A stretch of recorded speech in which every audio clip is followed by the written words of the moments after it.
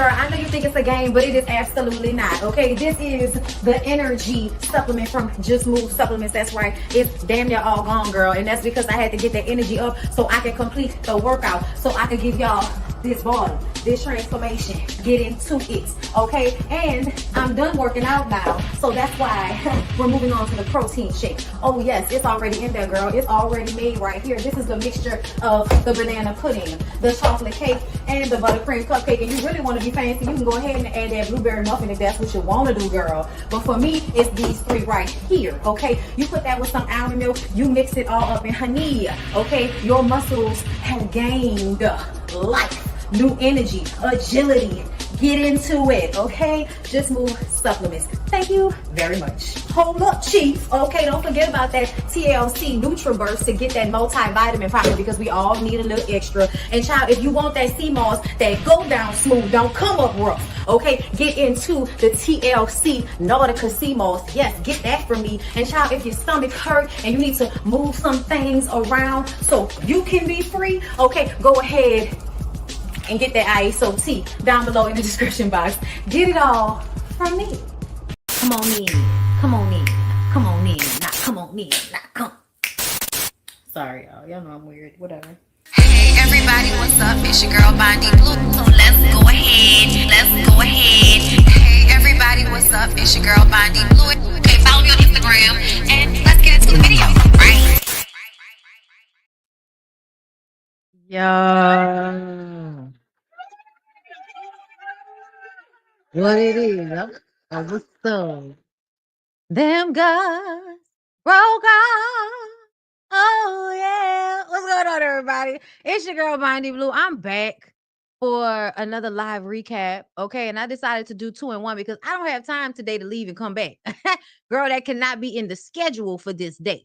And because I came to y'all yesterday, y'all, let me know what the audio and all of that is giving, because y'all know there's always going to be some problems and some issues and all of this kind of foolishness. Okay.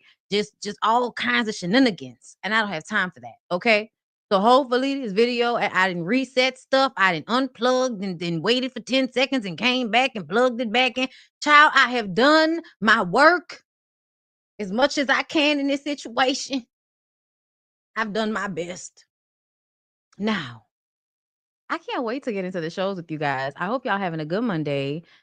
It's been a lot going on, girl. Over the weekend, I had to gather and get people together. And I noticed that those of you who think that y'all are like winning by simply being, antagonistic or, feigning ignorance or saying dumb shit or just continuing to be a little bit more of a dick rider than I would like, I'm blocking you expeditiously and without word.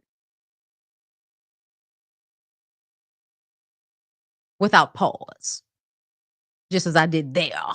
Okay? Because I'm not, like some days I'm gonna want to curse you out, and some days I'm gonna want to absolutely just remove your existence from my page. And I can do that thanks to the YouTube guides. Okay? Shout out to the YouTube guides. Y'all are getting out of hand. Y'all are getting out of hand. Okay? I know. I see Porsha. I follow her on Instagram. I know. I can see what everybody can see, but I also can see what everybody can see. And I'm just not going to do this with y'all all season. I saw some people in the comments telling me that they couldn't afford to pay for my subscription service. Well, dear, I'd like to tell you that every members only live can be purchased by itself. Okay? For little or nothing. $7 to $10, depending on where you are buying it from. Okay, that's just what it is on Patreon, girl. That's what if you follow me on Patreon, you can get it whether you're a member or not, but you gotta pay for it. Okay, that's if I decide to move this Real Housewives foolishness behind my paywall. Okay, because it's just like, oh my god, why y'all acting like this? What is going on? Like, is everybody okay? And then y'all acting like I'm not okay.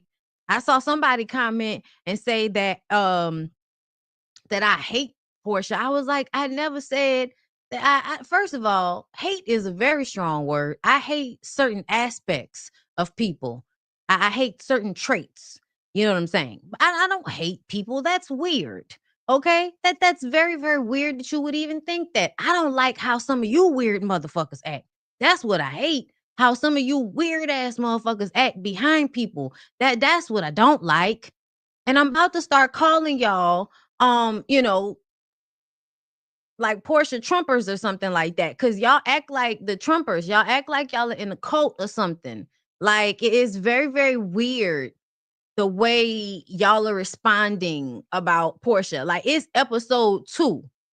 It's episode 2. And the last time we saw Porsha, she was running away from having to deal with any negative opinions, any negative thoughts and feelings on what she did concerning Simon. So it's just very weird to see how a lot of people are reacting as if we have not all been here and seen the same shit. Well, that is neither here nor there. I am entitled to my anger when I have it. I love when y'all act like there's something uh there's something extra about it, and all of this shit, mind you, coming to a person's platform, the comment. However, whatever, bitch. Once again, I'll say I got paid that day. Okay. And then that's what I'm here for at the end of the day. Now let's get into Married to Medicine, because Married to Medicine was very, very interesting. And Heavenly was down there to, her page talking badly about all of her friends. And I don't begrudge her this. But that's just, exceptionally why I took issue with the whole, I know we're not supposed to speak down on the other ladies. And you know what? I do support them. And I do want their support. And I just don't want y'all remember what happened? We talked about it yesterday. Okay. All right. No, they do. They do. And then they act like we take this shit too seriously. No, motherfucker. It's you. It's you. And we do this all the time. And we just having a moment. We just having a like, wait a minute, bitch. That's what we doing. I feel like as content creators, it's like an overall vibe. Like, wait a minute, motherfucker. Like, who you talking to? Like, what is happening? Like, whoa, you liked me yesterday. Okay, like y'all doing a lot. And it's very cultish. It's very cultish. And I'm gonna come up with a name for Porsha and her cult members, because y'all, I could feel it. I could just feel it. Feel it. I could feel y'all being an issue all season. Okay. And I'm gonna tell you another thing. I don't really appreciate the way y'all act like Married to Medicine was not holding it the fuck down, while Real Housewives was either over there boring us, didn't know what the fuck they had going on, and didn't know if they was gonna come back. I really don't like that. Like Real House, y'all acting real. Y'all hoes out here acting real funny. Because when Real Housewives of Atlanta could not get their cast together, when it was 2 years and 2 summers and 2 winters that had went by and snowed in New Orleans, since we ain't seeing you in a month of Sundays. We don't know what you was gonna give. Oh, Paga, Petty Chevy, bow. That was you, boo, on the screen. Okay, Paga. That's gonna be y'all. Paga. I feel it. That's gonna be it. Y'all some funny acting motherfuckers. Cause it's funny to me. I see a lot of the comments and the way y'all talking about Married to Medicine as if y'all wasn't glued into Married to Medicine for these past 2 seasons. These past 2 seasons where Real Housewives of Atlanta was nowhere to be found. We didn't know what the was going on with them. All we knew is Candy wasn't fitting to be there. 2 years go by. We don't know what's going on. What Candy said, they took too long to bring me the contract. I got shit to do. I got a gig. Shout out to Candy, okay? Out there taking over down to the Broadway.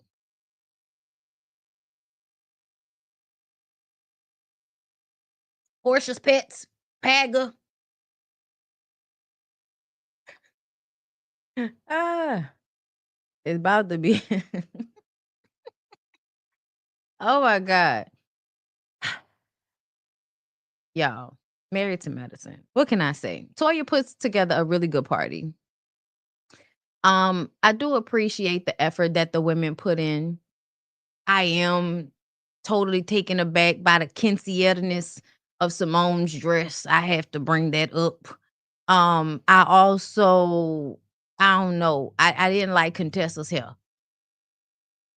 Even though back then in the Elizabethan era, it was good for you to have a big ass forehead. Like that was the thing. Like I feel like I saw a post where women would actually like shave all of this shit so that they could look like a baby egg or some shit. Like it was something about them back then wanting to be hairless and look like a goddamn egg. And yes, you can go look at certain queens, even the Queen of Hearts. Even if y'all ever paid attention how the Queen of Hearts had that big ass forehead, and it's because the women actually would like shave the hair so that they could look like that. So Contessa's hell, it's on trend.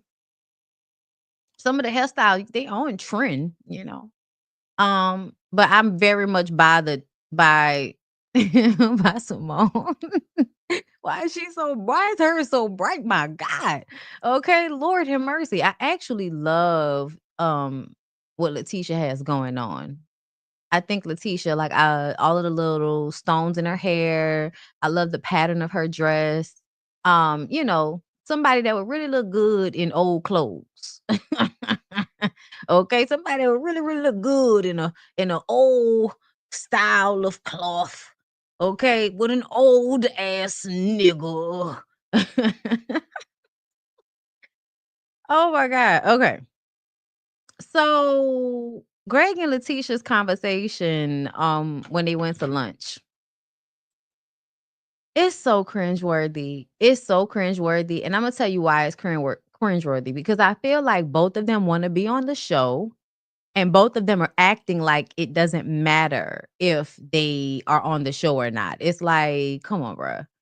Like, you want to be on the show. Ricky, you want to do the show. You want to do the show. We know you want to do the show. He want to do the show and she want to do the show. The issue is, Greg, you decided to go and try to make this legal and complain to the network and made it hard for you and King to be in the same room at the same time because you got butt hurt that you got punked after you asked for that energy from that man more than once. More than once, you tried to press him, and a lot of people may not pick it up, but I said it before and I'm gonna say it again, bitch. I picked it up, and I saw exactly what the rest of them men saw, which was how Greg pressed him more than once and disrespected Quad. And it may not be any of those other men's job to correct Gregory for being abusive and all of that. It may not be up to those other men to have higher regard for the women in their circle and want to protect them from men who would drag them, put his hand over their nose and mouth and try to suffocate them. It would be so kind and so nice if when you knew men were like that, you did not let them continue to be in a group and be around a woman who they've abused. It's wow. Reality shows really force people to be in the rooms with their abusers a lot of the time, and I feel like because it's Quad and Quad is a strong personality, everybody's kind of like overlooking it, but it's really no different than how fucked up it was for Mel and Martell to be forced to take together for all of that time. You know what I mean? Like that's a like when you really think about it, nobody should be forced to have to be around somebody that either abused them or is always trying to engage in some type of abusive, behaviors. And I feel like you can't tell me that that's not what Gregory is on. And Sweet Tea, like you need to figure out what the fuck you talking about, because one minute you saying that, oh, I'm gonna go with my husband and it's whatever my husband wants. And then you turn around and say, well, I don't want to be ostracized because of my husband's decisions. You need to pick a side. You confusing the fuck out of me. I'm going to just tell you the truth. You really are. And I think it's because you are confused within yourself. And I saw a lot of the women in Toya on Watch What Happens Live, and they were talking about how LaTisha is much different than she was last season. She's more violent. She's been pushing them and screaming at them. And I think that it is because the honeymoon phase of her abusive, toxic relationship is over. The honeymoon phase is over, and now he is showing you exactly who he is. You knew but you ignored the red flags, right? Because you wanted him so bad. And you wanted him so bad because it was about what everybody else was seeing and thinking. It wasn't really because this man is some great catch or something like that. Like, he seems to be impatient and mean and manipulative and feel as if he can justify how he abuses you. That's very problematic. And in the long run, as those men get older, they just get meaner. They just get meaner. If they don't have something that humbles them in life, like damn near dying or something, it yeah, it's really for the birds. They just gonna be an asshole from just here on out, and it's only gonna get worse. And you just gonna be sitting there subjecting yourself to unnecessary abuse so that you can say my husband. Like, grow up, man. Grow up. Grow up. I really need for y'all to understand there are more important things in life than being some raggedy nigga's wife. I need y'all to get y'all life together because this is just ridiculous. Okay. Um, her acting out is a byproduct of the abuse that she is, I feel like, going through. And just because she's also a big country girl and is gonna fight this nigga back, it does not mean that he's not doing the manipulative part of the abuse as well mentally, because we've seen the way he mentally best her. We see it on camera. We see the moments of him looking down his nose at her and blaming his actions on her, taking no accountability himself, and then them having that exact type of interaction with the rest of the group. The rest of the group ain't shit, but at the end of the day, like, we need to agree that you took this out of control, Gregory. You did. You took it beyond the area that it needed to go when you wanted to take it to the network and then go to the police and all of that. You took it to a level it didn't need to go to. So now extremes have to be put in place. Extreme measures have to be put in place because you took it there. And now you want to back away from it and act like it's on everybody else to deal with it. And I think that's just kind of fucked up as well. Like, you make a mess because of your ego. You have a temper tantrum because, I mean, you just keep showcasing yourself to be a bitch ass man. Like, you're not. And in my ways of seeing how I feel like when men have integrity and they are who they supposed to be and present in an honorable way, you're not that, my dude. Like, you just not. You're not that. And you showcase it over and over again. And this is a prime example of that. This is a prime example of that. Because nobody can win. Nobody can win. He can't win. Quad can't win. LaTisha can't win. Nobody can win because he's upset, because he's bothered, because he can't get his way. It's really like, pathetic. I'm just saying. Talking about maybe it's time to back up. You shouldn't be here anyway. If you so happy, move on with your fucking life. You don't even like reality TV. Stop playing with us. You don't like reality TV, and LaTisha seems very unhappy to be the subject of ridicule the way she is. So what the fuck is we talking about?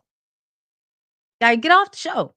Everyone arrives to the party. T has a pamphlet. Girl, this right here was one of the main parts that made me be like, oh my God. Like, y'all are really acting like one another. Greg and LaTisha, y'all might stay together longer than we think just because y'all both have the same proclivity to start some shit and then act like you're a victim in it. Like,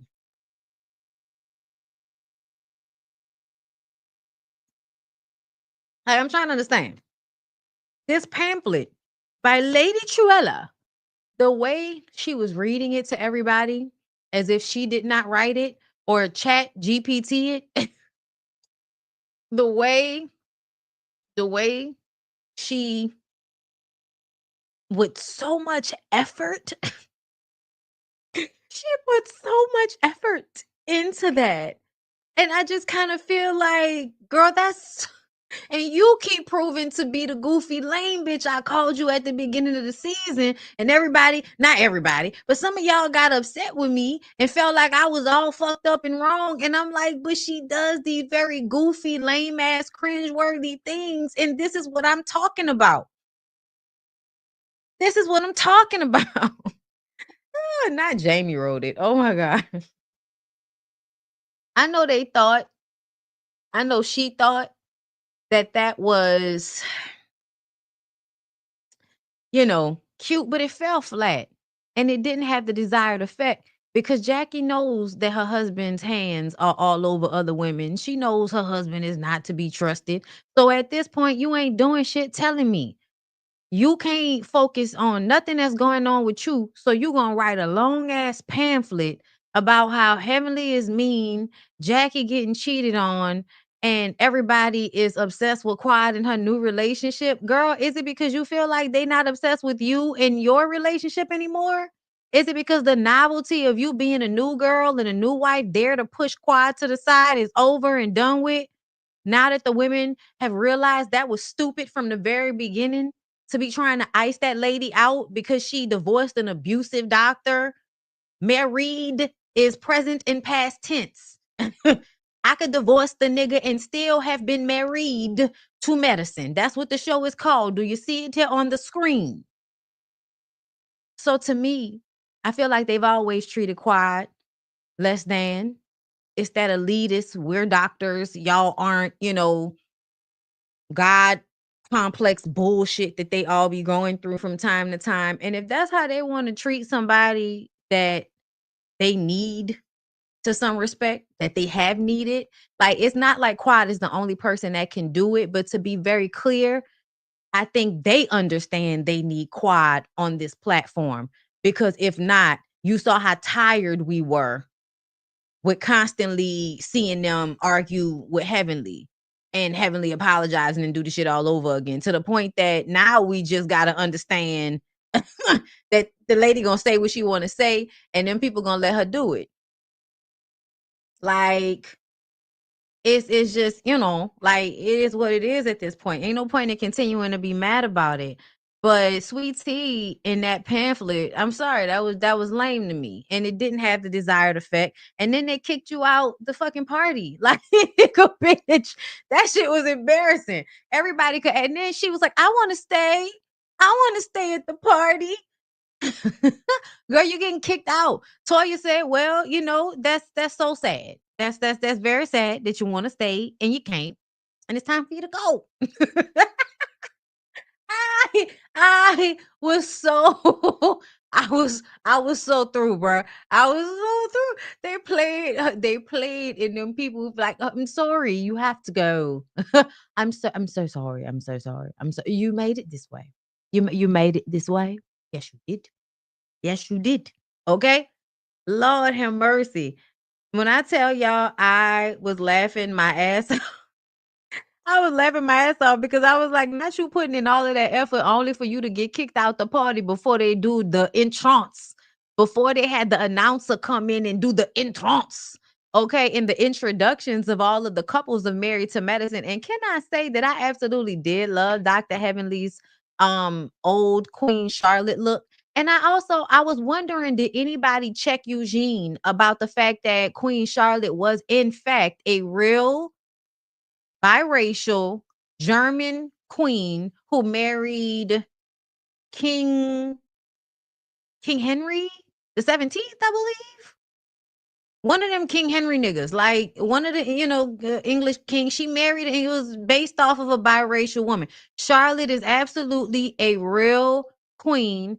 Black people, yes, absolutely has certain levels of nobility. Not a lot, but definitely has some. So yeah. You know why? Because people like the okay, people like the okay. People like okay. And when they like to do that with black people, you get biracial. Okay? Um, what's a rumor? I hope you're not talking about the Queen Charlotte shit because it's very much Googleable. Um, according to historians, she wasn't black. I I feel like she was biracial. That's what I feel like. And I feel like just because they didn't say she was doesn't mean that she wasn't. Especially because I mean, are all of the photos of her fake or something? Because I feel like I saw a portrait of her and she absolutely looked like a very light complected black woman to me. Like, okay, so it's not just me. I swear to God, I Googled it and looked it up and then looked at the pictures of her And I was just like, nah, that's absolutely a biracial or a quadroon or some shit like that. And I don't know why anybody would not believe that. Do you not see what they just did with Meghan Markle? Do you know why they do that? Yeah, everybody has their racism, so they act like it's such a bad thing, but they want those women with African blood to be in their family lines because they're having a hard time procreating over there amongst themselves. Like they're having a hard time like procreating over there. So I do feel like they go and find the lightest of black people that have like Megan has a black mother. So they go find biracial, very light looking biracial people of other ethnicities, but that look white so that they can mix their blood up a little bit more because for, I believe, a very long time, they were only procreating with their own family members. And we see how that got some of them motherfuckers over there looking. Okay? And also, as time has gone on, they have not been having children like that. And yes, rare but possible. Black people had wealth. Like it's not a lie. Absolutely, it is embellished, but there was absolutely some truth to it. Yes, the English royals would do inbreeding to keep, yes, they would keep the blood pure and all of that. But everybody's gonna fuck outside of that. So you're gonna have some bastard child somewhere and everybody dies. You know what I'm saying? Like there absolutely had to be moments like this. So yeah, I'm just saying, I'm from New Orleans and we have a very heavy history of that, of biraciality, quadroons, people mixing, getting rights to fortunes based off of the mixings. Like, so okay. I'm more inclined to believe when I saw the photos of her. I mean, she looks like my cousin. My cousin is very, very white complected. And in Texas, people often think she's white, and she's not. She's not. Sometimes they don't understand that hair texture and facial features will tell the story a lot of the time. It's just, it is what it is. So yeah, everybody just calm down on going in on Toya acting like she was so wrong and Toya didn't know history and all of that. Like, right. Talk about her nose and lips. She like, come on now. All right, y'all. So let's press on. What else happened? When Quad and King got there, I feel like Simone works on my nerves because Simone is usually leading the charge in the King is so fine and oh, King is a man's man and all of this bullshit.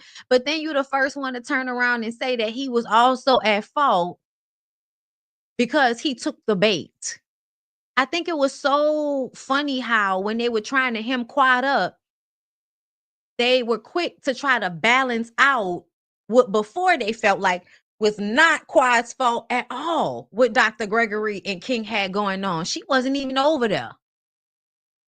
At the end of the day, Gregory thought he could rub in this man's face that I told your woman to shut the fuck up and she talked too much. I sure did. And if you was a real man, you would defend her. That's basically what Gregory told King. And when he defended her, Gregory bitched up, ran, and then called the police. And then that did not work out for him. So he went to the higher ups at the network and made it an issue long enough for them to finish out the season. Which is another thing. Fedra could have done the last 2 episodes of this goddamn show. I know it's not shot like that, but you know which events the season is going to end on. And you absolutely could have went and finished filming on this and told everybody to kiss your ass, dress real cute, came with a new man, and then went on about your way. You could have did that. Like, it was just annoying to me to watch the women, Contessa and Simone and them begging Fedra's ass to come back to their show. That's what it felt like to me. And I didn't like it because at the end of the day, Fedra was looking for a reason. She talks out of both sides of her neck all the time. 1 minute, y'all are so great, and maybe she would have still been married if she had been around women who were supportive of marriage like y'all. And the next thing, y'all are all some, evil, mean-spirited women that she can't fool with because she don't do that type of shit. Girl, you do worse than that. You do worse than that. Stop with the bullshit. You do worse than that. Stop playing in everybody's face, Fedra. And that's all Fedra do is play in y'all face. And if y'all gonna let her and Big Teeth play in y'all face, that's y'all business. Not playing in mine. But I was here for Quad when Quad said, I'm not interested. Quad said, I'm not interested. I was here for that because y'all not gonna yo-yo the piss out of me and then get mad when I stand on my square and stop letting y'all pull me and push me depending on where the goddamn wind blow. Because that's what I feel like they was doing. 1 minute y'all on her side, y'all understanding where she coming from. We staggering the time and all of that. And the next minute you acting like Quad is the reason why they being iced out the group because she's not interested in being around them no more. And then it gets put back into the mind frame of, okay, so what if this was one of y'all? Would y'all be okay with it? They know they wouldn't. They admit that they wouldn't, but they still go along with this shit and impress upon Quad to do what makes everybody else comfortable. Man, fuck out of here. No, I'm not interested. And I'm gonna tell y'all right now, I like Quad and all of that, but if I that King is cute. King is real cute and all of that, right?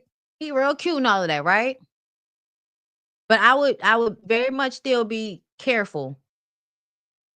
I would be careful. I feel like she done already jumped off the curb, so I'm wasting my damn breath. But it's been more than, listen, we joke, we have a good time. Me and my nigga being here jonesing down, okay? But it was something about some of these little lame ass comments that he throws her way that I'm like, now does that not feel a little similar to Gregory? I'm always very, very watchful of certain things. I know people don't like to, commit everything to a character flaw, but I feel like it's not even about committing anything specifically. It's about just the adding up of the picture here. And once I see a puzzle piece that feels suspect, nigga, now I'm starting to pay attention to you in a different way because I noticed on one episode he made a joke about Quad. He made a joke about Quiet, and I don't remember it. I just remember that it happened, and I was like, "Oh, that was just a joke. Let that slide." This last episode, when she was putting the crown on her head, and he asked something about how if about how when you touch stuff, you get a reaction after all of that shit you just put on her hair. She not gonna get no reaction when she put that crown on her head. That shit didn't make no sense. The shit wasn't funny, and it felt like you was going out of your way to make a little slick ass comment for what? For what? It was something in that was the second time. I'm just saying, y'all, that was the second time. I'm not holding it against the man. Quiet said he's the bee's knees. Also, it was that time in the confessional when, she said they had been through, even in their rough times, they still really love each other and all of that. And it's only been 2 years. Like, what rough times have you really had in 2 years? Like, some shit, some shit, I feel like, I don't know if everybody pays attention, but sometimes the things are slight. Death of 1,000 cuts is a fucking thing. You know what I'm saying? Like, I'm just paying attention, y'all. But I let it slide. I feel like I let it slide the first 2 times. I let it slide in the confessional, and I let it slide the first time I saw him say some little slick shit. But yeah. Okay. So I just want to be clear. I'm not even like being able to see the comments that good. But if I see somebody talking to me crazy in these comments over my commentary, I'm blocking you. So, just be well. Okay. You can disagree with me, but bye, bitch, you're doing too much. Get the fuck out. Buy my ass. Let me show you. Cause what you talking to me like that for? I ain't even read the whole comment. All I saw was Bondi by exclamation point. And now you blocked. I'm not doing this today. What what else I want to talk about from this episode before I move on from this? Jackie's dress. Oh, y'all, Jackie be styling on you hoes. Jackie's dress was beautiful. Yeah, I really don't have much to say about that Curtis situation. We've all talked about Curtis and his hands being on people and shit. Jackie don't care, so I don't know why anybody else should care. And I'm glad on Watch What Happens Live, Toya decided to pick Quad's side, in a way Watch What Happens Live was taking place. They was asking questions, and you just kind of tell that she was, letting it be known whose side she was on. And it's like, I'm glad y'all show some loyalty to the person that's been on the show with y'all for all this damn time. At some point, after y'all done tried to kick her off the show and gave her your ass to kiss over and over again just so you can seek vengeance on some shit that happened 7 years ago. Okay, like it's wild. It's mad wild what be going on. But it was a good episode. I think it was a really it was a good season for the most part. I think they kept us entertained, but at some point it got just ridiculous and repetitive.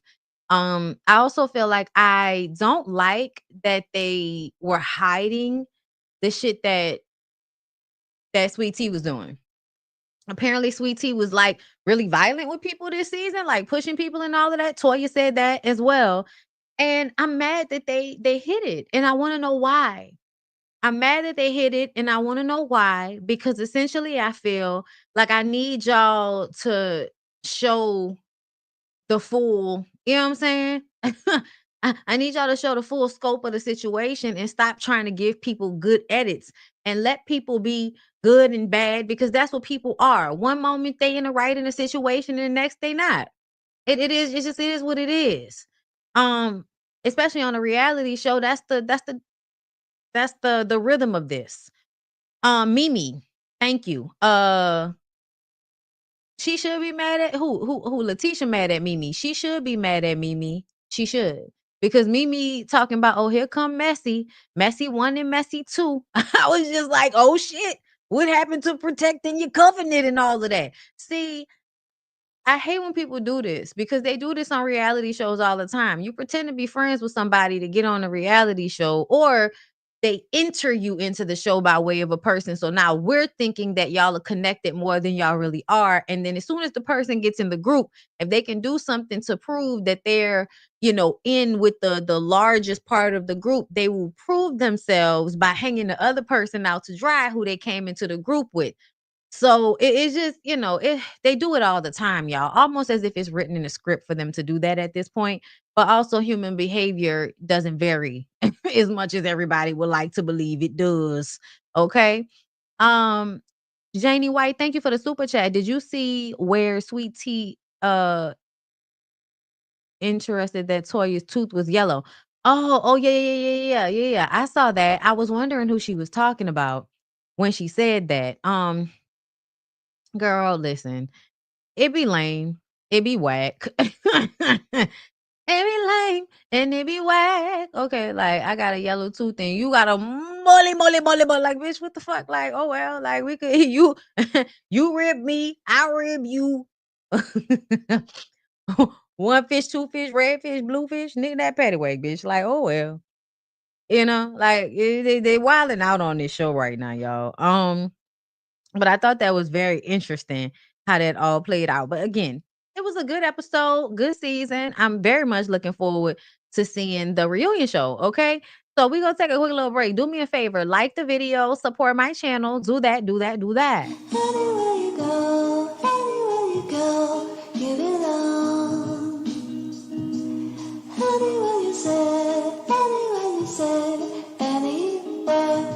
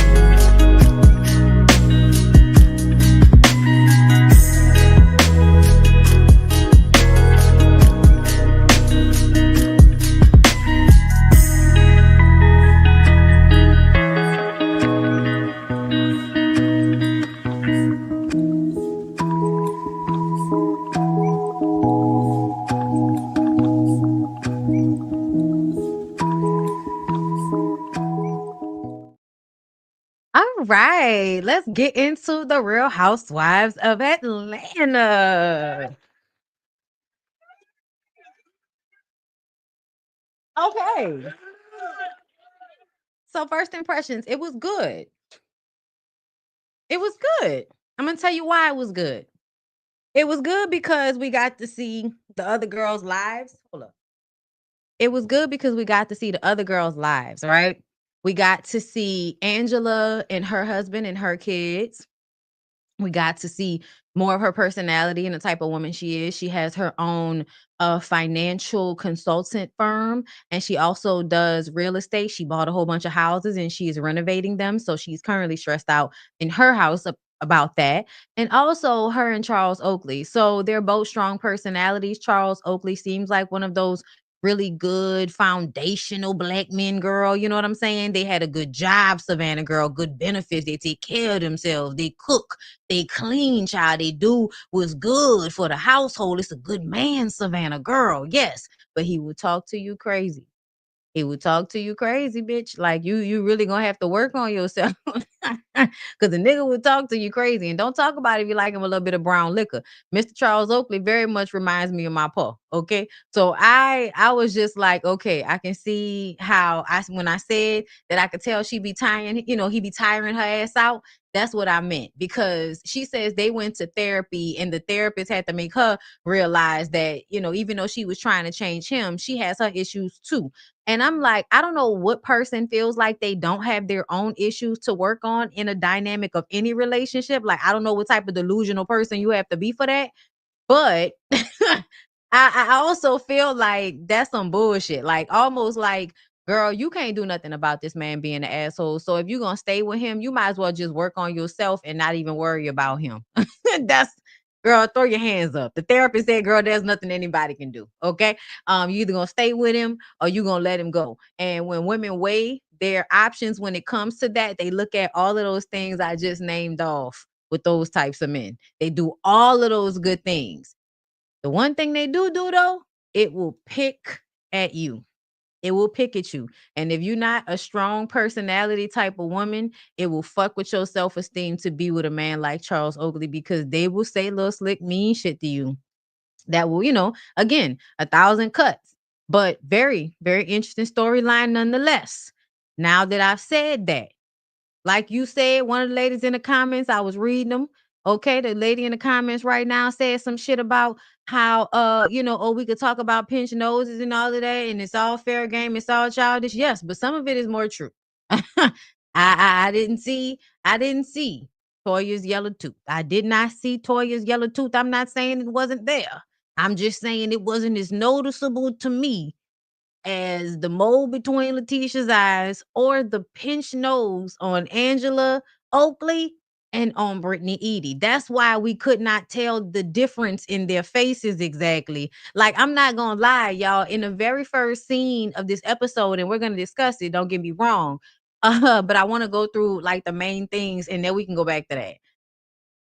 Girl, when I tell you the reason why we could not make their faces apart is because they both got a nose job and everybody is getting filler to give themselves more of an almond shape of eye. And then you add the makeup on top of that, where everybody is contouring in the exact same ways.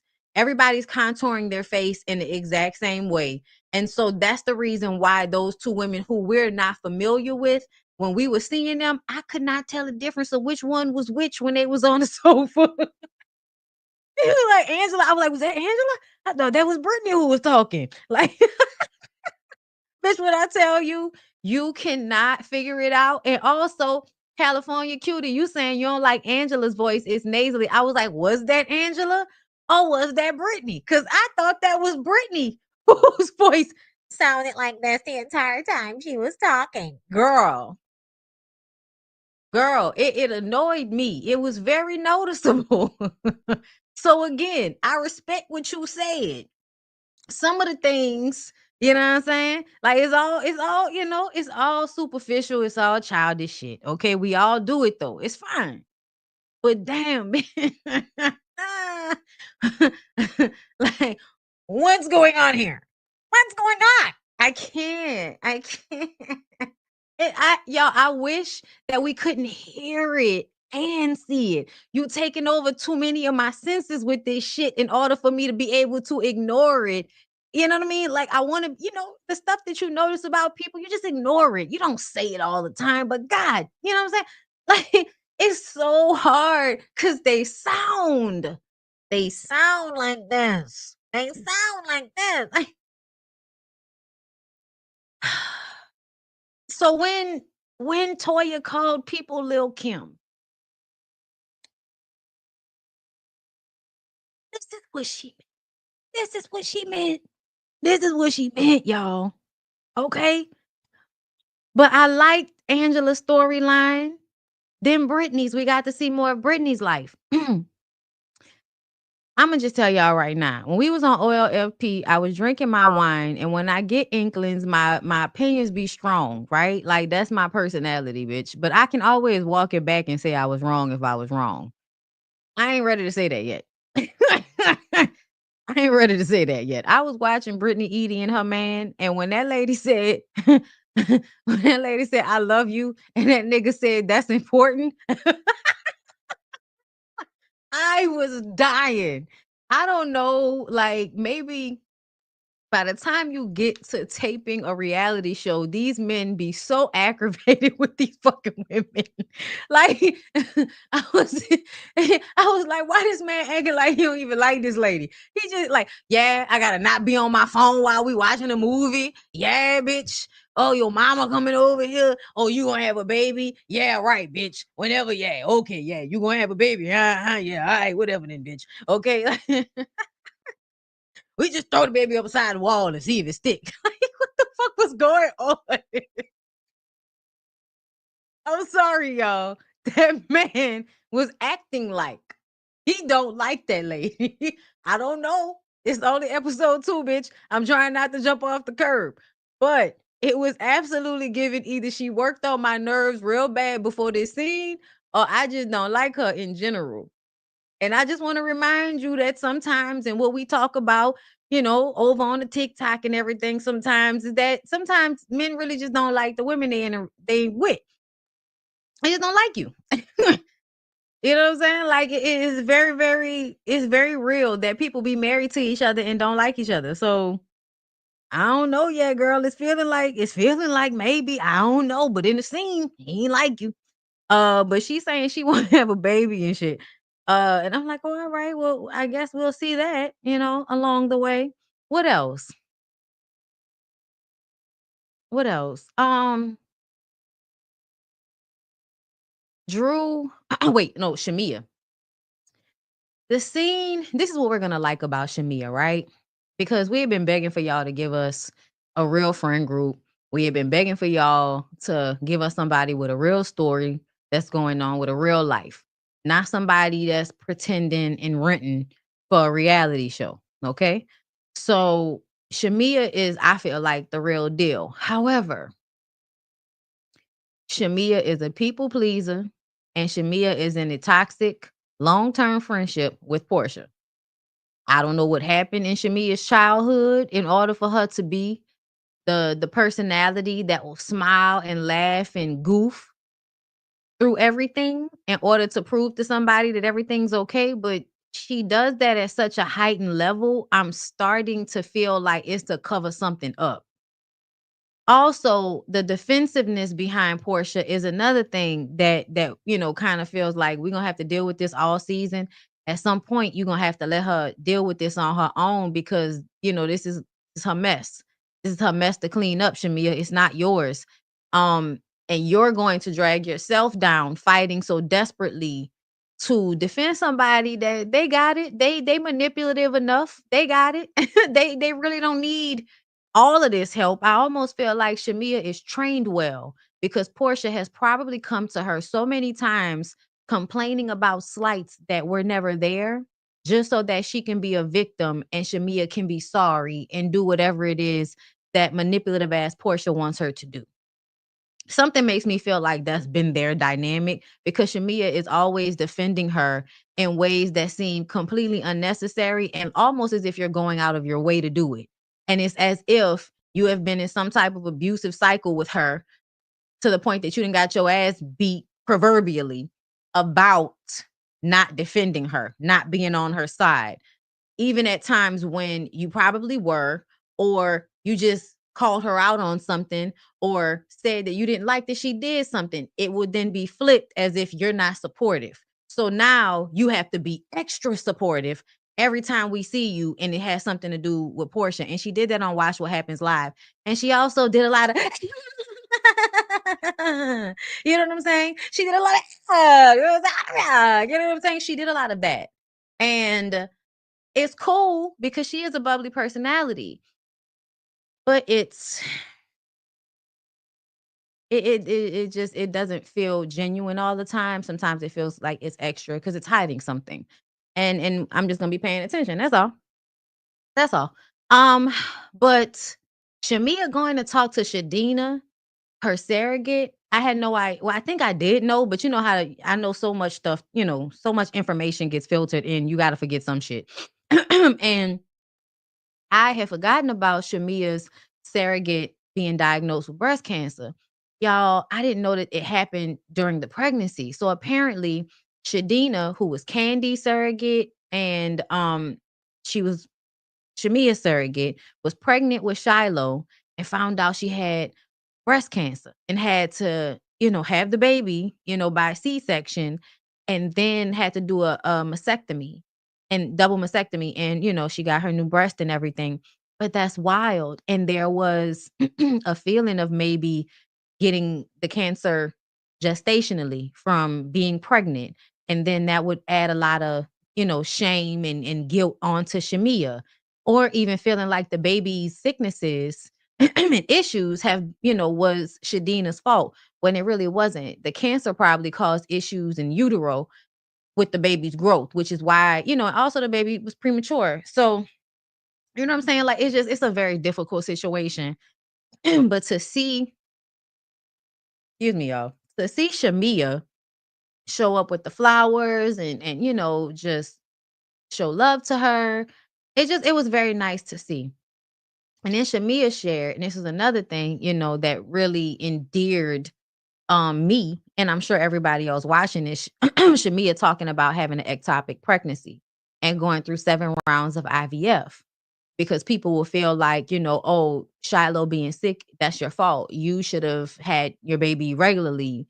You were being selfish. People believe every time somebody gets a surrogate, it's because they worrying about their body, which is the dumbest shit in the world, when really you worrying about dying. Yeah, I'm worrying about my body because I want to be alive to raise the baby. Okay. If my body is telling me that it can't withstand a pregnancy, I'm not going to try to kill myself to make that happen when I can pay a woman whose body is healthy, who does not mind being a conduit for my baby. Like, what is the problem? But people really like to have negative feelings tied to anything that's outside of the tax bracket, I think. So there's just that. But I feel like it was just an amazing scene to see that. It was very, real. And I appreciated that. And this is what we wanted when we wanted them to add somebody like Shamia. You know what I'm saying? So this is where I feel like you see that Porsha and Shamia are not the same in a certain respect. This is when you see that Shamia might actually be a very empathetic person. And then it will make you look at Porsha like, so you must be the narcissistic personality that likes to attach itself to an empathetic personality, because you hear that a lot. And I low key feel like that's what we're seeing in this friendship. Okay. But let me press, because then I got to take it to the scene with Drew and Shamia and Angela. And we're gonna go back to that first scene when we get to Porsha, but I wanna tackle Shamia first. Shamia, in the way she and Angela had that conversation. First of all, Angela absolutely was coming in heavy. Like, oh, so you're Portia's assistant, you're Portia's lapdog, you asking questions for Porsha. Like, what is that about?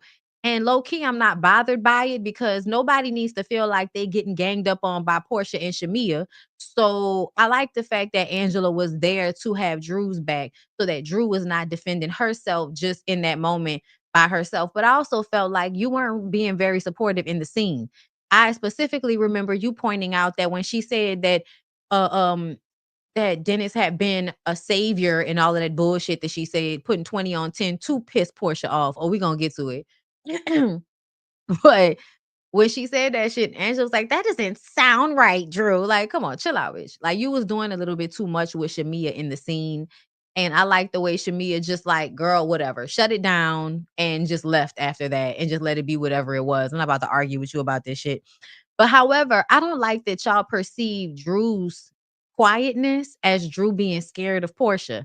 I maybe feel like because y'all could not hear her, that y'all were not catching it. But based on what I was seeing from Drew, y'all can't read body language. Drew is being very intentional and was not scared, was not shook, was not made nervous at all by anything that Porsha or Shamia did. Every time they did, she was like, oh, is that right? She was being very, very facetious. She was being facetious most of the scene. And I low-key am wondering, bitch, did Porsha do something to you that we don't know about, Drew? Because you absolutely coming for her. You coming for her. Okay? I definitely feel like Drew is coming for Porsha. I do. But I also feel like Porsha, is coming off stupid. Like, you really getting this upset? You really getting this upset about Dennis? You still want the hot dog king, girl? After all of this? And then sitting up there talking about, I just don't want them to film together. It's messing up our girl. This is about your ego, nothing else. Dennis shooting a scene in a studio with Drew is not a big deal, girl. Drew, girl, you being mad about Drew in the photo shoot for Go Naked Hair? Y'all, she's an ambassador. Why would she not set up a photo shoot for the hair that she's helping you advertise? Like, that doesn't make any sense to me, y'all. Like, why are you mad? You want to get, you're talking to, can I break the fourth wall? Because, you're a low down dirty dog. You're a low down slimy meth, Drew, trying to film with my baby daddy, trying to film a Go Naked Hair commercial on Real Housewives on my show. You want to do a commercial of my hair on my show? I'm sorry. Drew won. In this scene, Drew's. Wait a minute. What's the wait? What? So what are you upset about? Drew won. Drew won this scene, y'all.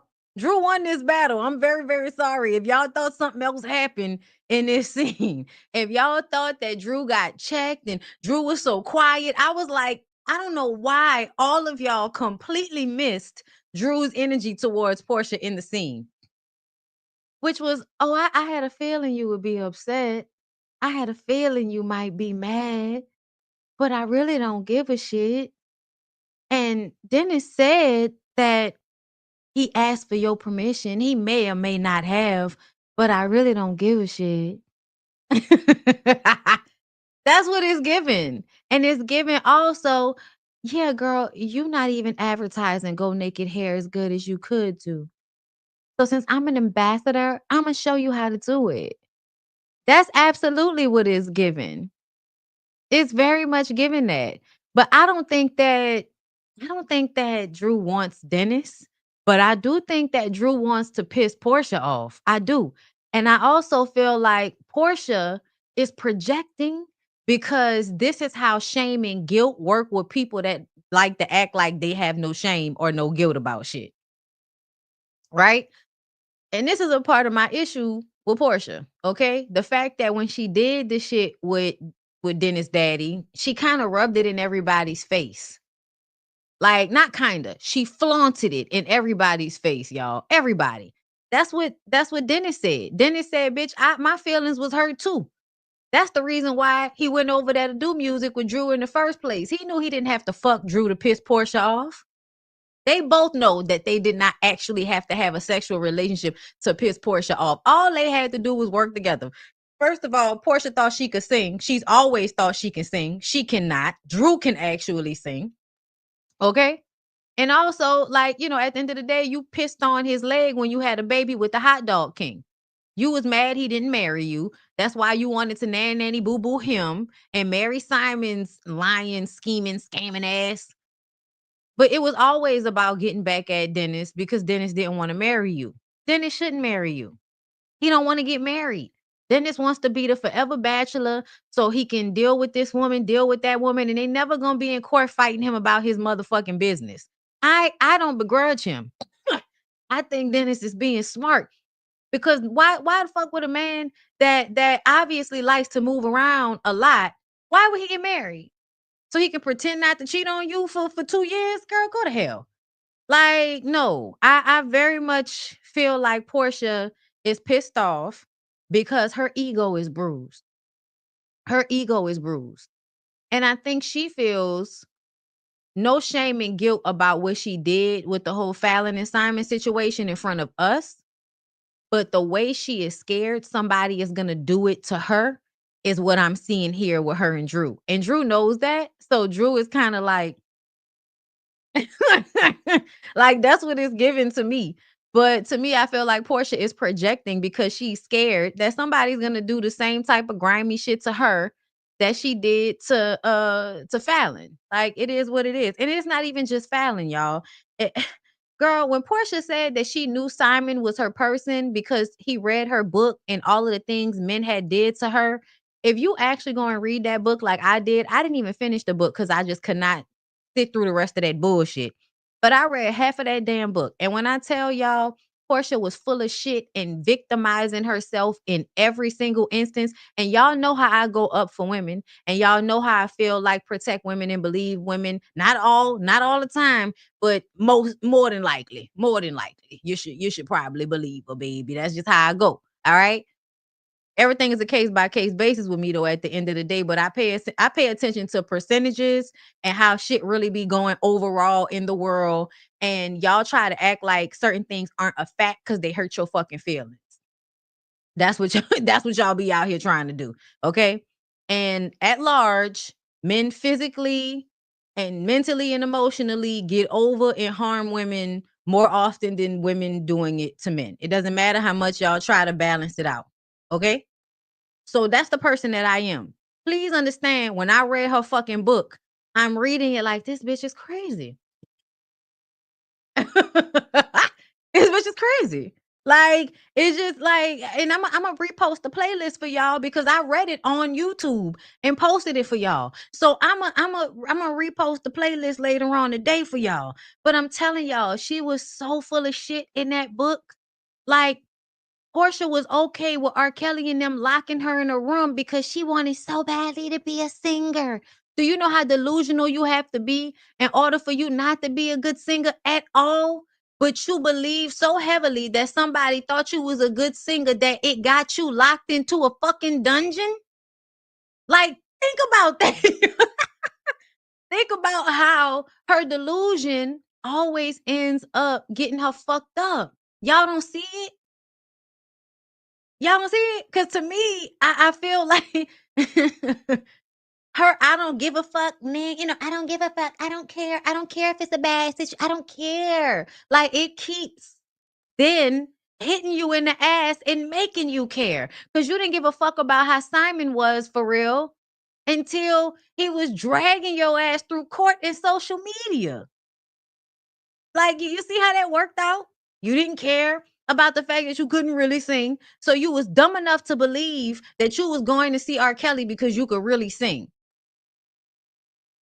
Girl, when Porsha thought that the men liked her more than other women because of the way she did her baby hair, do y'all remember that? Porsha said, the men always felt like I was exotic because of the way I did my baby hair. It was like when you go back and listen to The Coldest Winter Ever, and you remember when you was young, you was like, yeah, bitch. And now that you older, when you go back and read The Coldest Winter Ever, you be like, this little bitch is some disgusting. Like you be like, This little bitch is just goofy as fuck. Like, bitch, why is you? I went to the party and I was the only girl at the party that had nothing on and a freshly shaved coochie. So when they looked under my skirt, all they saw was purr. Like, do y'all remember that party? Do y'all remember that? Like, bitch, you real excited about having, like, naked teenage coochie and all of that to get taken advantage of by some rap nigga. Like, look at you. Look at you all excited just so you could turn around and get assaulted. Bitch. Like, what's wrong? Like, what's wrong? What is wrong? Stop being dumb. Stop being dumb, y'all. Like, that's what I'm talking about. Y'all really like to act like these types of like mentalities that these people have on these shows is of no consequence. It's entertainment. It don't matter.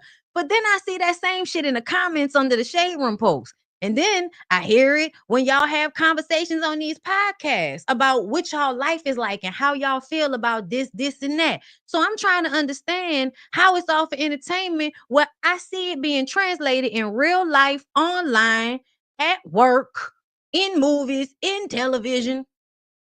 It's all over the place, but y'all gonna keep acting like it's only for entertainment. It's not really like that. Tell that to the Trump supporters. Okay? Trying to tell me that the whole internet wasn't full of, ignorant, racist motherfuckers. And then here we are, not even a year in, exhausted. Just exhausted. Child, I saw the nigga standing up there saying something else goofy today. I was just like, this is our life, huh? Porsha is absolutely went to Santiago, baby. Do you hear me?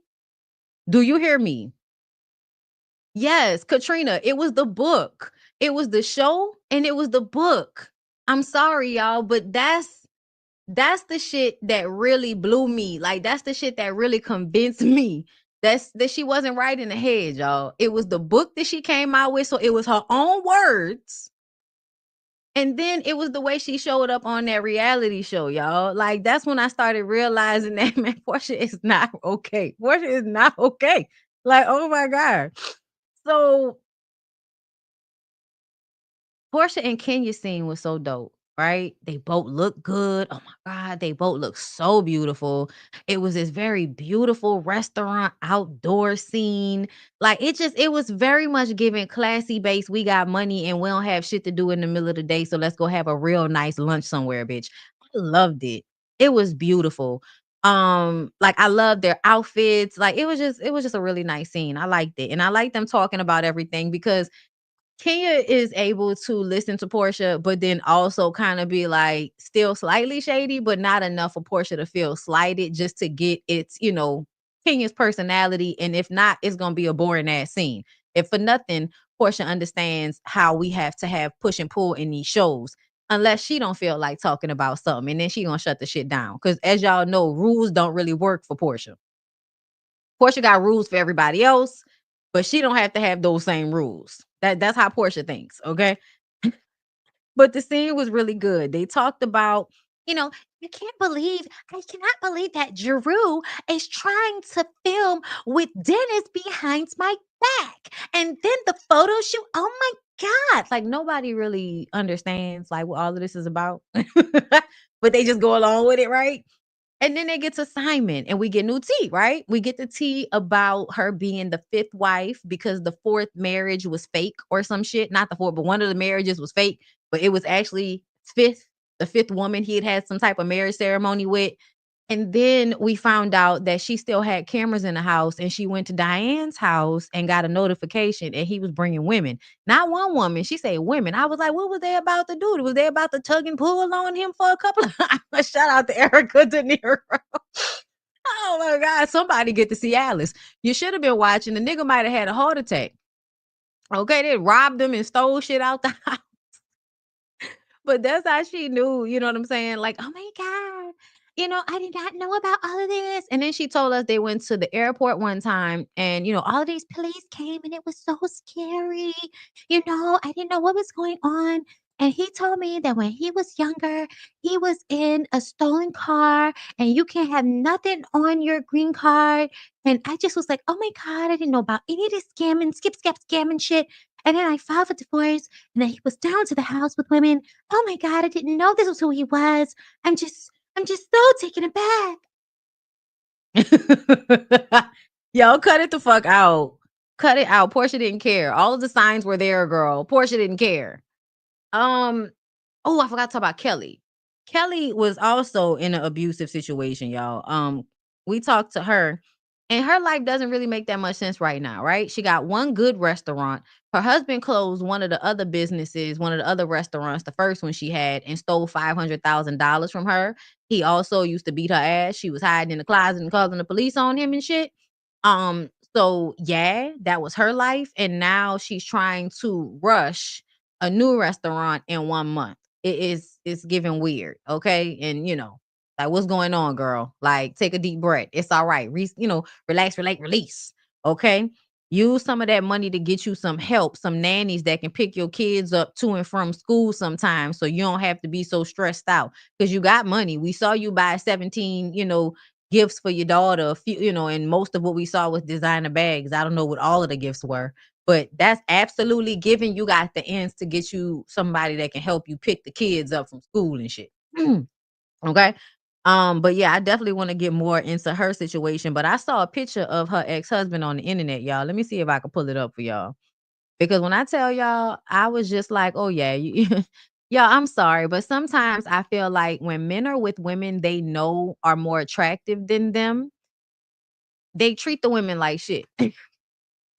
Like, you just knew this man was going to at some point mistreat this woman and make her pay for choosing him. Like, you just knew it. I was looking at this nigga and I was just like, oh yeah, girl, you was definitely gonna be mistreated by this man. Like, he was either gonna love your dirty drawers or he was gonna treat you like shit. It was gonna be one or the other. It wasn't gonna I was just saying, it's a toss up. So this is him, y'all. This was their wedding. First of all, the pants. What's going on with the pants? I don't know why that's had the suit look just too big. If y'all got money like y'all got money, this nigga stole $500,000 from y'all and he couldn't get a tailored suit for y'all wedding that fit. And then this hairline, you know what I'm saying? This hairline is way back there. And listen, I understand it be happening sometimes, the men's hairlines recede and shit, but he has no other attractive qualities for real. He's not tall. He doesn't seem to be in any great shape. And the way his pants fit, just gives you're not stylish at all either. So what I'm looking, look at the haircut. Like, the haircut is just not even good either. Like, you just look like one of them, you're like a Republican. You look like a black man Republican. And I don't know if y'all have realized, recognized, whatever. Whenever people want to associate themselves with white people, and black Republicans do this a lot, it's almost as if they try to make their hair look like a white person's hair with just a little bit of black on it. I might get it lined up, but it's gonna look like Frank from Moesha. You know what I'm saying? Like, like you just, you know what I'm saying? You just see it in these little different ways and shit. It's bad. You know what I mean? I don't know if he had money then. I don't know. I don't know if he ever had money, but I would have to wonder what other reason would she have to marry this man? He looked like a man with a good job. He looked like a man with a good job and a bad attitude. Okay. He looked like the fake nice guy. As soon as he become your husband, he's talking to you crazy and all. Soon as y'all get married, bitch, you in the closet hiding and shit. Look how he looking at her. Yes, like William on Girlfriends. Absolutely, Empress. You get it. You get the visual I'm laying down here. I'm not being confusing the motherfuckers today. Okay? Listen. He absolutely is giving, if I don't have money, I don't have you. That's that's what I was getting from that. Okay. So I definitely could see how she might have been getting abused in that relationship, child. Why is it that the women always end up in the closets? Right quick. I did see that they released some audio of Jonathan Majors admitting that he strangled Grace Jabari. I mean, like, he did get convicted and charged. Like, I don't know. I don't know what anybody's been paying attention to, but y'all know how y'all like to get on the internet and rewrite history talking about that lady, she lied on him. I see y'all say that a lot now, act like the shit didn't happen the way it did and act like that guilty verdict didn't mean anything. Like, y'all like to rewrite history. And somebody was in the comments, why y'all still talking about this? And I was like, sometimes I feel like that too. I really do. But I feel like when y'all are always trying to perpetuate that this man is not the person that he, was being shown to be with this domestic violence situation, I feel like it is perfectly fine for people to remind you of how you're trying to forget the truth of the matter because a lot of, social media manipulation is taking place, right? I had just told y'all that I felt like they was trying to manipulate us to feel bad for him talking about what he went through as a child. And of course, I'm going to empathize, but that does not mean as an adult, you're still not accountable or it's still not a pattern of behavior for you as an adult to not be in control of your anger once you get to a certain level, right? So that's why I don't care that people are bringing this back up or that they re-releasing the audio or whatever the fuck happened. I don't care because y'all are always trying to rewrite history. And if you want to get on the internet and lie, then I think you need to be reminded of the truth from time to time. David Chambers, thank you for the super chat. Not Frank from Oisha. You gave me a flashback. It is the truth. It is the truth. Okay. Child, listen. Okay. Back to Porsha. So Porsha meets with, okay, first let's go back to the first part of the episode, right? I know I've been all over the place, y'all. Shamia is asking Drew about being booed up with Dennis and wearing matching outfits. Porsha tries to act like Drew and Dennis didn't inform her. So here's the thing. Drew can be lying. Dennis maybe didn't ask. I don't know, because they really didn't get the information out of Dennis that clearly. They edited the scene in a way that kind of made it a little bit confusing for me. But I feel like Dennis absolutely had a conversation with Porsha ahead of time. He and Drew both said he had a conversation with Ralph ahead of time and really viewed her as a sister based on the fact that they used to do double dates together before everybody was, breaking up.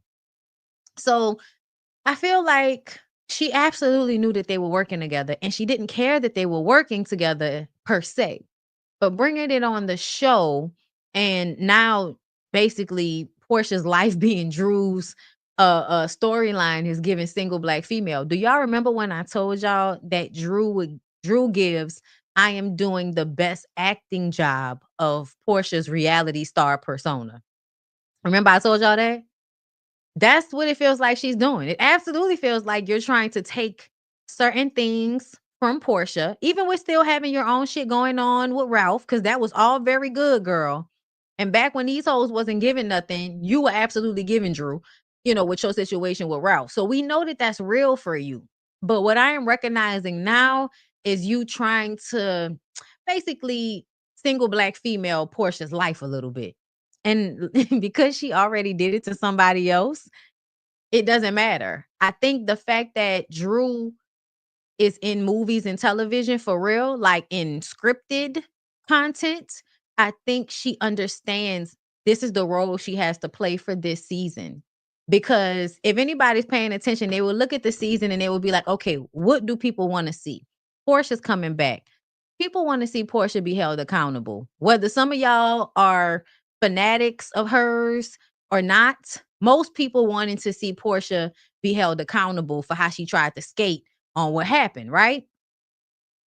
You could see Kelly knowing that and deciding I'm gonna come on and ask this question on the first day. She a newbie. She a newbie. She don't know how she's supposed to handle this in a way where she can get the longevity from it. Drew, I feel like, has orchestrated the storyline in her mind that I'm just gonna do to Porsha what she did to Fallon in my own way so that I can give the audience the gratification of, why are you so upset? Why are you so upset? Are you asking for loyalty? Why would you be asking for loyalty? You don't know anything about loyalty. You can't get mad. Why are you so upset? What's to be upset about?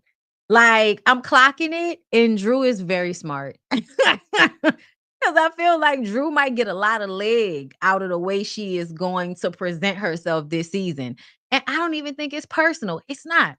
I don't think it's personal at all. But I think she knew it would get a rise out of Porsha. I think she knows that in order to push Porsha a little bit more to the side, it would behoove her to create tension with Porsha. Because y'all know on these shows, somebody is gonna have to pick a side. And yes, Drew is also, like a bozo. That's a good word for it. You can't always trust her. But if y'all pay attention, she's not dumb. She's not dumb at all. And it was hard for people that came on to Real Housewives of Atlanta to stick and to stay around. And even with Drew being a straight up liar, Drew is still a good actress and a good singer. She's still talented. So that means she understands something that people don't think she understands. And that's why I'm telling y'all the way she is playing this is a thought out storyline that will give her some longevity in the season. And I think it's smart.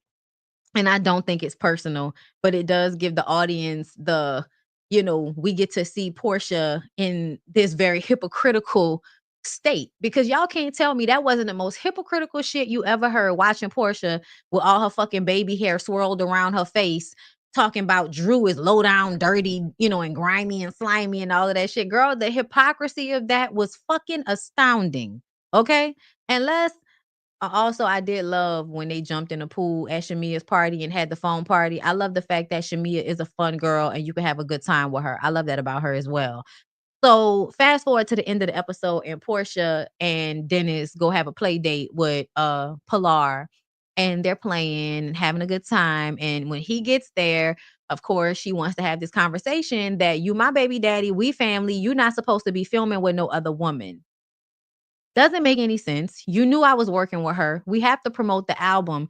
Her having her, shit on the show. Like, for instance, if we were able to see a scene or she's in the studio singing the song and they play a clip from it, and then we see Dennis and they talk about whatever's going on with the two of them, it really does add more dimension to the story that Dennis is also dealing with what happened with Simon and Porsha being flaunted in his face and how he really took that shit on the chin.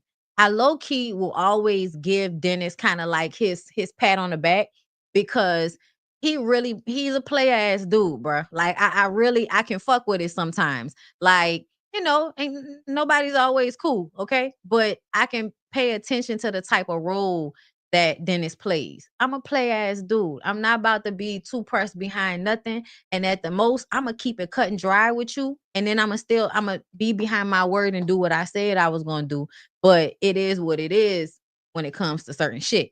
I feel like Dennis absolutely talked to Porsha because he don't want to have a hard time seeing Pilar. I think he loves his daughter. I think he loves the relationship that his family has with Pilar. So yeah, I don't feel like Dennis really want to have no beef with Porsha. And I think he still loves her, but he know he can't give her what she needs because she needs way more than anybody can give her. But also, like, y'all got your family, but she on bullshit right now. And he knows she on bullshit. So at times you placate her because you know how bad it can go. When she threatens him and tells him that, okay, you want to do this, you want to film with her, then it's going to be a bad look when it comes to your daughter. That's telling me that for your ego, not for no real reason, there is nothing that is really going to harm your family about Dennis and Drew filming a scene together. Like, nothing is really going to happen bad to your daughter or to your family from that happening. If anything, it will probably be better for everybody because it might help Dennis with his business more doing music. It might be good advertisement for him. So it really is good for him because if it puts more money in his pocket, it goes to y'all's daughter. But your ego is in the way right now. So you're trying to make it seem as if this is some bad thing that's going to cause some real harm. And that's the reason why, for one, when you could not muscle him, then you cried about it. And really, he's not filming with her, but you want him to act as if there's something wrong with doing it. And he's not about to act like there's something wrong with him doing it. He doesn't agree with you, but it doesn't mean he's not going to give you your way. But either way, she's still having this fucking temper tantrum. First, she crying. Okay, just imagine that he and I get into it.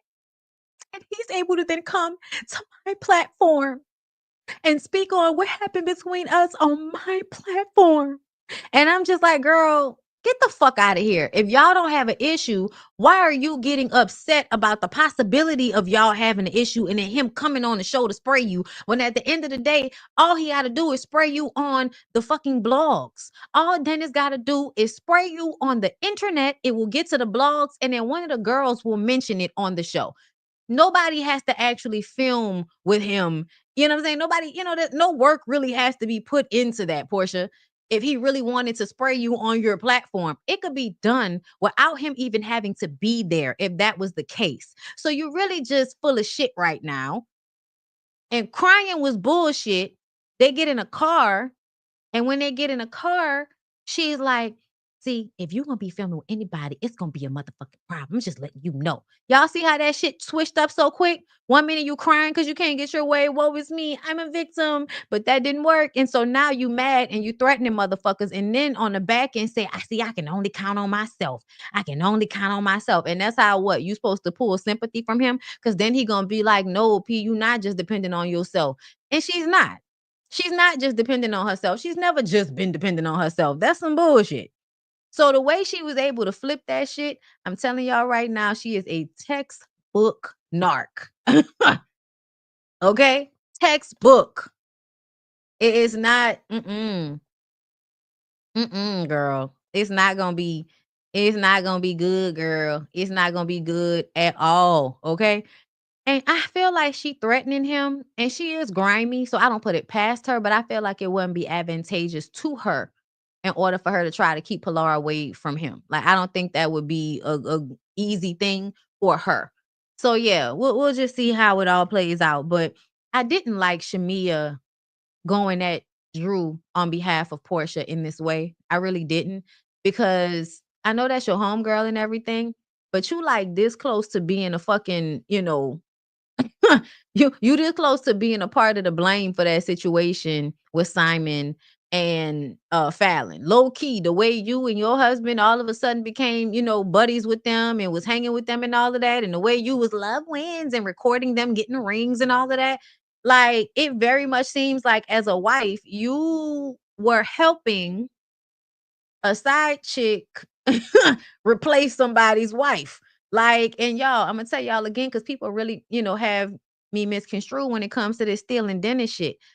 As a rule, I do not believe that any person can be stolen. But when a woman makes a effort to have a relationship with a married man, and then once her and a married man decide they're going to be together, she flaunts it in front of everybody as if she was never cheating, and as if the other person was doing this, and that. So that means that I wasn't wrong at all. You were. And you were also ignoring how he was fucked up to that girl, as if he would not be that way towards you. And he turned around and really kind of did you worse, simply because Fallon was the type of person that would just throw her hands up and walk away. You, on the other hand, you and your teeth gonna fight to the death because you need this. There's a desperation in the way that Porsha moves sometimes. And I know it comes off as if she doesn't care, because when she was talking about a concerted effort, yes, thank you. When she was talking about the situation with Drew, the way no, I don't care about Drew, girl. I don't care. I don't care. Okay. But you just not about to film with my baby daddy. Why does it matter? Because it's gonna hurt my family. How? Because it hurts me. Why? Why does it hurt you? Like, you're never going to want to admit the real reason behind why you're doing things. And I think you need to ask yourself that question if there's going to be any inner growth. But I don't think she cares about that. As long as Porsha can have a good show, get what she wants out of the situation, that's all that matters. What I do feel like is she knows she needs this show. So now there's going to be a concerted effort to make sure that as much as we're shading each other on the show, I'm still thinking about what's best for the show. Okay. So that's the personality of Porsha that y'all are going to get now. That's why she can have beef with these women on the show, but then do these interviews and be like, oh, all the ladies are good for the show, and we need Kenya back, and Fedra is great too, and we all need to be uplifting each other. It's because she needs her job. That's why. She needs her job now. And listen, do what you got to do, love, but I'm just not doing this victim shit with Porsha. I'm not doing this bandwagon dick riding bullshit y'all doing with Porsha. This whole she's fine and beautiful, so I'm gonna ignore how she's inconsistent and cheeky as fuck. You know what I'm saying? Like, no, like you cheeky bitch. Like you want to shit on people and then ask for them to give you the sun, moon, and the stars. It's weird. Talking about, I don't know why I can't get loyalty from people. Girl, are you okay? Are you okay? Do you know why you can't get loyalty from nobody? Because you're not loyal. What the fuck? Like, you're a weirdo. You're literally mad at Dennis for filming a scene or two when you made Dennis come. And I bet you like bitch the fit about him filming that little reality show because the shit wouldn't have worked if he did not come and film and he was not the antagonist to your protagonist on the show and all of that. Because Simon was not stepping up and being very vocal at all on that show. He was really playing the background. She needed Dennis on that reality show. So I really do think that Dennis bit the bullet.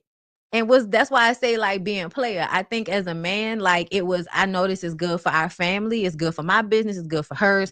So I'm going to come on this show and let you almost fight my mama. I'm going to let you act like I'm the bad guy. I'm going to let you do all that. I'm going to let you front this nigga that look like he could be my fucking daddy in my face. And I'm going to be cool because I know you ain't shit, and I gotta make sure that I'm in my daughter's life so she can have some level of normalcy dealing with your ass. That's what I imagine goes through Dennis's head when it comes to these situations, y'all.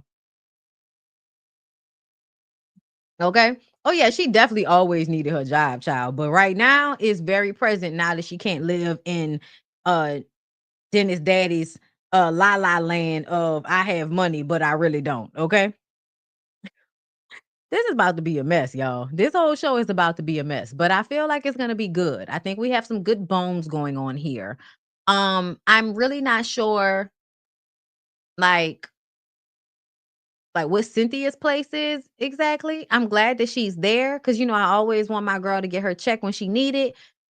But it's just kind of like, her being there sometimes is like, when your friend come in town and she only gonna be here for a weekend or two and then she gonna go home.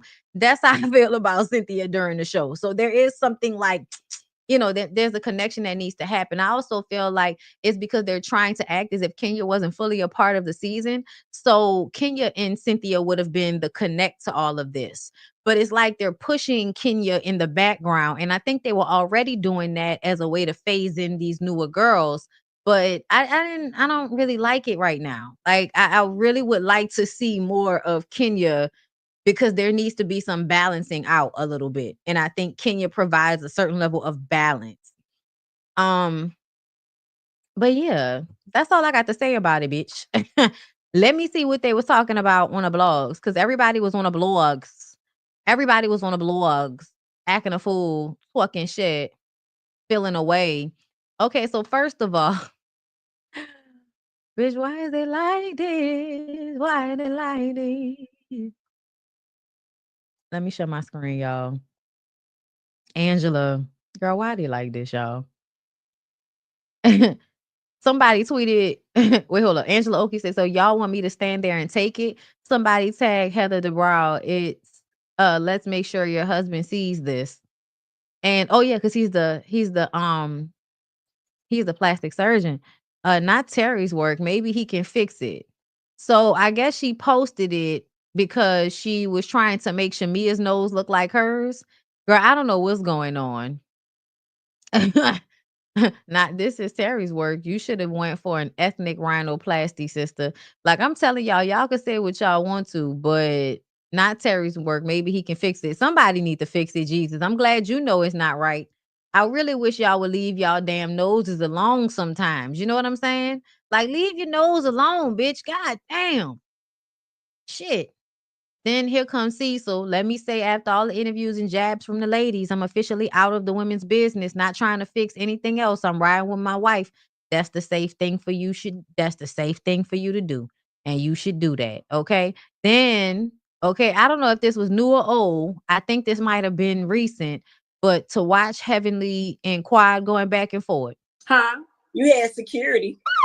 Well, production brought security, so we always gonna have security. You know what I mean? As we should, because you almost got your ass whooped at the reunion. That's what I hear. It wasn't you finna whip it. It wasn't you. Right, I'm too classy to It fight. wasn't you, and I'm too classy too. I got a whole doctor's degree, and I am board certified, bitch. I'm not finna Well, fight. act like it.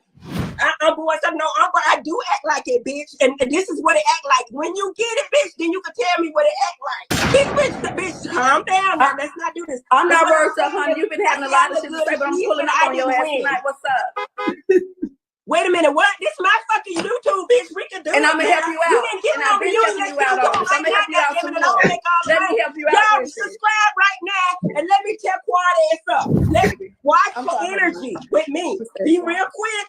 Watch your energy with me, Quad. I don't like it. You don't run shit. You run shit at your house. Nothing over here, okay? Goddamn show run this damn YouTube because your ass about to be locked off for this. Why do you want to do that? Now you can. I know you can take it out all. Oh, I can take it. Hopefully, you okay. Well, can. then, I want to stay for a while.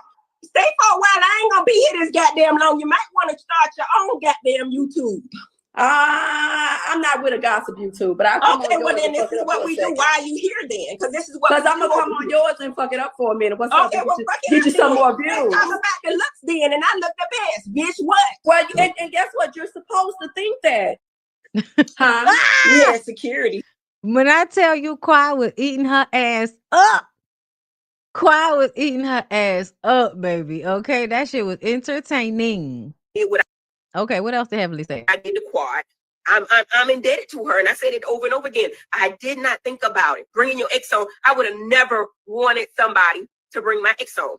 I wouldn't have. Jackie wouldn't have. Simone wouldn't have, and Toya wouldn't either. Nobody would. That just goes without saying. I think I've been trying my best, correct my wrongdoing.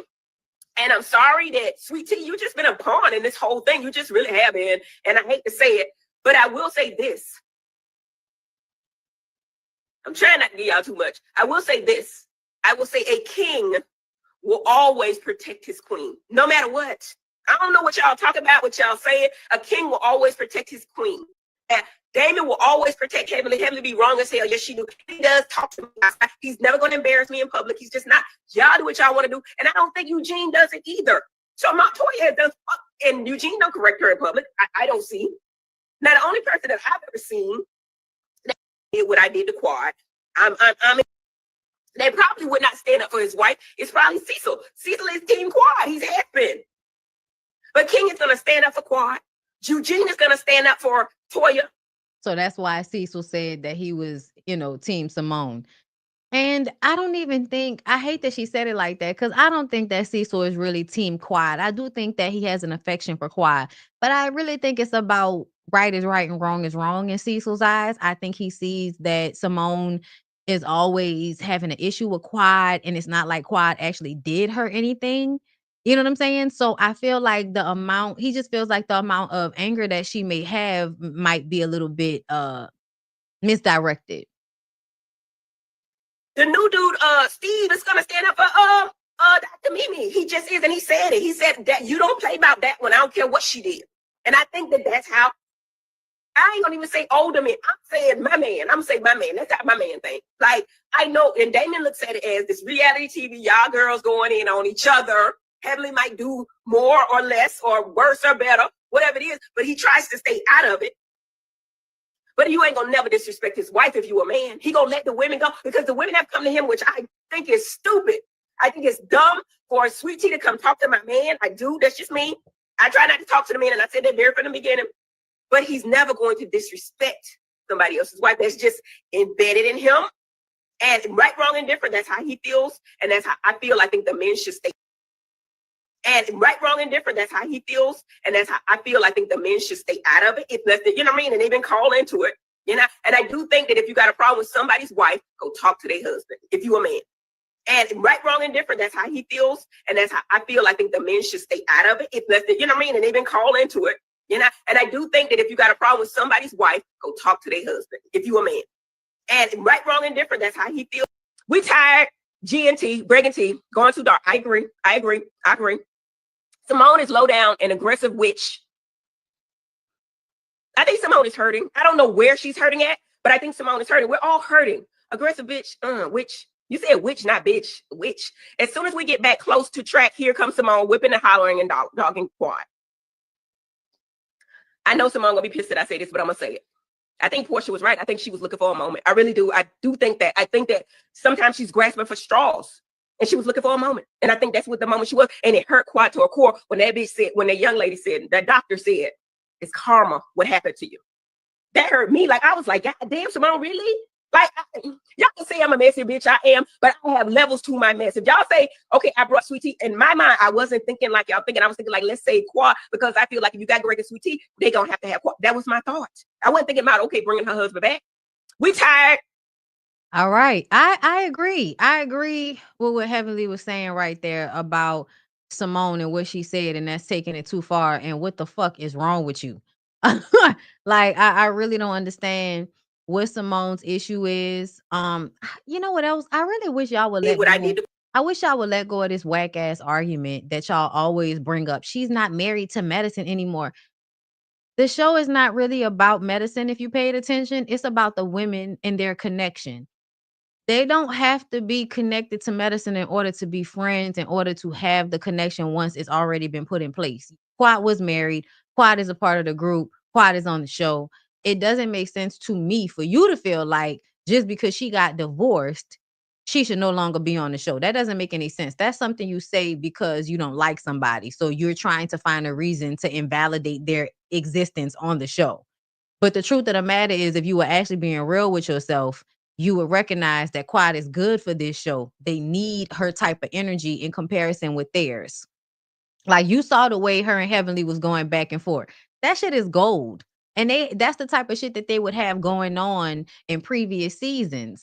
Quad is really quick with it, and she is good. She's funny with it. She's dramatic. You may not always like her. You may not always agree with her, but she's good for reality TV. Just like I can admit that even though, I feel like Porsha has a whole bunch of like weird character flaws, she's still a beautiful woman. And that is very pleasing to the eye on a reality TV show. Seeing her walk in beautiful outfits, her body looks amazing. All her work has been done really, really well. Her eyes were starting to look a little like, I was like, hold up, let's chill out a little bit. But her hair, always done to the nines. Like, you can see how certain people fit in this sector in the way that they do. So I think whenever y'all try to invalidate why Quad is there, I just kind of feel like, shut up. You're just being a hater. Like, you just hating on somebody because you don't like them. Like, shut the fuck up. Like, that don't even make no sense. Like, she has been one of the most entertaining factors. I don't even really like Mariah, to be very clear. Because I don't like people that feel like, oh, I can't be your friend when you no longer want to be my minion. And I think that's the way that Mariah treated Quad. But at the end of the day, she was still hilarious and good for the show. She was still good for the show. Like, it is what it is. A lot of us don't like big football head ass Ashley on Real Housewives of Potomac. We still recognize that she's good for the show. Messy, annoying, you know what I'm saying? But that creates some type of tension, and that creates story. That's what the shit that we're here to see. That's the entertaining part. Nobody wants to watch no kumbaya ass show. And another thing that I want to say before I get out of here is this whole conversation about Married to Medicine versus Real Housewives of Atlanta and we as Black women. Shut the fuck up. Stop with the bullshit. It's a messy reality show, and talking about each other's reality shows, commenting on each other's reality shows is a overall. I'm gonna mention y'all mention us, whether it's good or bad. Everybody's getting press. Where there's a whole bunch of fodder around boat shows, so people are gonna be watching and paying attention. And we, that's smart. It's smart for them to have some type of shit going on amongst these two Black shows that are premiering one after another. They also are in the same city, so they know each other. So yeah, they had one person moving from one show to the other one. Like, it made sense that they might have some type of issues. And I also want to say that Phaedra fucking started it. Phaedra started it. Simone absolutely be wanting to have a moment, but I have to wonder why. Why do you use these things in order to have a moment? It's given because you have something else going on, some other issue that you don't want to be honest about because it makes you feel like, you playing yourself for admitting it. But I really would like to understand why you're so venomous towards Quad. this little girl gave us her ass to kiss, and I went and filmed with the man that beat her ass. I sure did. Okay, weird ass bitch. Maybe you need to like take a breather. But I saw a lot of people on Twitter saying that maybe we need to bring Cecil's homegirl Tammy on the show. And I feel like maybe they should. Cause I always wanted to see that play out. I always wondered what happened. I always wondered what Tammy was like. Like ever since that happened, I always wanted to see what Tammy was like and how her and Cecil interacted. So I would have loved for somebody to have bring her ass back on the show. That would have been good and messy, right? Good for the goose, good for the gander. Don't do to people what you wouldn't want them to do to you. That's some weird ass shit, Simone. I don't know what you got going on. Yeah, you want a moment, but it's giving deeper than that. And also, she may have wanted a moment, but she was not lying about Porsha being a mean girl and Phaedra wanting to go back over there and do freaking frack with Porsha. Yeah, you wanted a moment because what was the point of bringing up Porsha for real? But that's a part of it. That's a part of it. You wanted a moment for sure, though, but I didn't disagree with what you said. But again, that can be said about her as well. So it's a whole bunch of mean bitches on reality TV, and we're gonna enjoy it, okay? Wow. I hope y'all enjoy my review recap. Okay, like, comment, subscribe to my channel. Come back, and I will see y'all tomorrow for a BondyBlue show, girl. Peace out.